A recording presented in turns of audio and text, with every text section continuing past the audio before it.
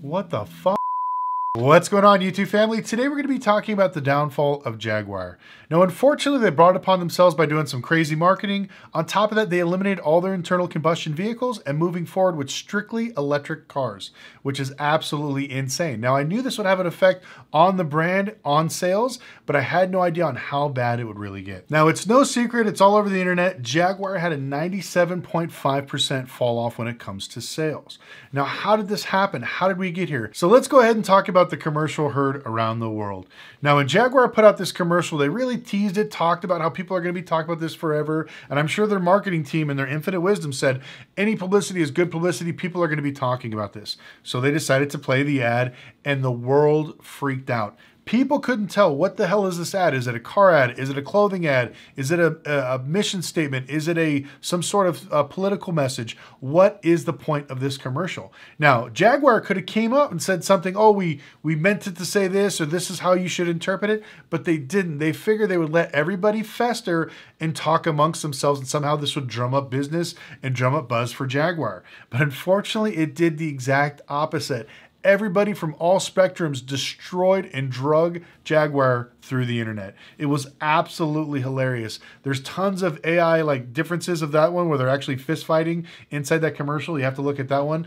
But there's tons of crazy things that were going on about that commercial. And I can't believe Jaguar paid some marketing company to do this. Now, yes, they were talked about for months and months of a time. And still today, we're still talking about them, but it's not in a positive light. We're all sitting here wondering what the hell is going on with Jaguar. So I want to tell you a little bit about my history with Jaguar before we get into all the numbers and facts. Now, I've been a huge Jaguar fan for years. When I was a kid, I had a poster of a Jaguar XJ220 on my wall, one of my favorite cars. I think I got one right behind me. On top of that, I've had multiple Jaguars, XK8s, XKRs, all iterations. I've even had a 1957 Jaguar Mach 4 Saloon that I bought and did a Chevy 350 swap for it. But I mean, I've always loved Jaguar. The curves, the design, especially some of the earlier race cars, just absolutely one of the most beautiful cars ever made. And here we are today. They absolutely destroyed the brand. Now, not only was this a lot of Jaguar's fault with the marketing, but this was years coming ahead. Everybody knows that Jaguar cars are unfortunately unreliable. They've made a lot of really great design cars, but since they've been flopping from owner to owner to owner because everybody's been selling them because they can't make them profitable and they can't make them better cars, they keep turning over and there's more people basically buying and selling Jaguar. Now, all these things have culminated into basically Jaguars being known as a very unreliable car, but cool looking. They lost the prestige. Back in the day, you know, remember Cadillac was the standard? Jaguar was basically the standard back in the day as well. It was a beautiful car. It was meticulously hand-built. And now you look at Jaguars today, they are absolute junk.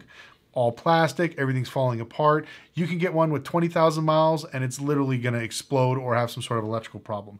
And this is one of the first downfalls with Jaguar. Now, I do commend them in hiring some really cool people to come in and redesign a lot of their cars, but I think this is one of the reasons why they decided to move away from internal combustion vehicles, because they can't make them correctly.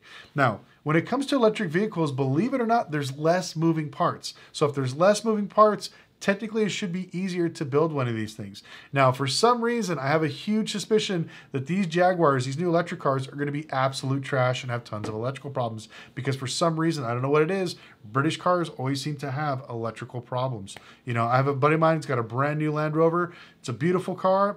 It's got maybe 5,000 miles. It's been back to the dealership 3 times. And the crazy thing is, the difference between Land Rover and Jaguar, Land Rover's having record sales as of this month ever in history. They're selling more Land Rovers, more Range Rovers, Discoveries, all these other ones than they ever have before.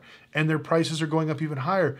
But why is Jaguar any different? They used to be the same company. They used to work together. Like, why is it such a different split from Jaguar to Land Rover? Now let's get back to the whole EV thing. Now, do you guys feel in your heart that if Jaguar makes a really cool EV, would you buy it? Now, a lot of people are thinking, I might give it a shot, I'll give it a try, but you know, they won't mention the sales price of these vehicles. I've heard everything from $120,000 to $200,000 starting. They want to make them more boutique, more higher end, and kind of rediscover the brand. And so they keep saying brand rediscovery, want to get new clients, new people in. They want to basically raise up their level brand to be something like a Louis Vuitton, a Gucci, a Mercedes, a Cadillac, stuff like that, which I can, you know, understand. You know, you sell less units, but you make more profit. but the problem is the build quality is simply not there. Hell, the build quality isn't there for Cadillac either. But these are some of the problems that we're going to have with these new vehicles. Now, I remember them saying that they don't want their old demographic, which I thought was hilarious. And you can read them out there. There's a bunch of media reports, people saying in Jaguar, they don't want old white people driving their cars. They want somebody new, young, hip, blah, blah, blah. And unfortunately, it's like those are the people, the loyal customers, they're going to come buy all your new vehicles. And you basically just wipe them all out by saying you don't want their business. You'd rather focus on something new. So unfortunately, I think Jaguar is going to have a really tough road ahead of them, because even though some of these electric cars, I think they look cool, a lot of people hate them. A lot of people say it looks like a knocked off Chrysler 300 that's been converted to a two-door. But, you know, I can kind of see the styling of what they're going for. They'd rather, like I said, go boutique, build less cars, but sell them for more money. And believe it or not, all manufacturers, even Ford, Honda, Chevy, Toyota, they're all doing the exact same thing. Why am I going to make 400 base models when I can make 200 fully loaded nice models and make the same amount of money or more money with less headache? That's the route we're going to do. So I think this is what they're going to be doing moving forward, is they're going to become a smaller brand that's not really worried about taking over market share. They just want to put out a few high-end vehicles at a time. And so I don't know if you guys saw the new Cadillac that's coming out.